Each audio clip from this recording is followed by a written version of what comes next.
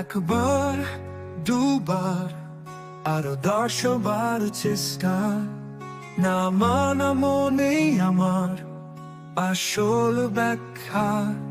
পিছিয়ে পড়া মানেই নয় শেষ, এই পথেই তো চলবে সাফল্যের রে।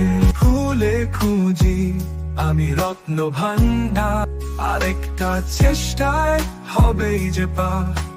স্বপ্নটা আমার জয় হবে এবার।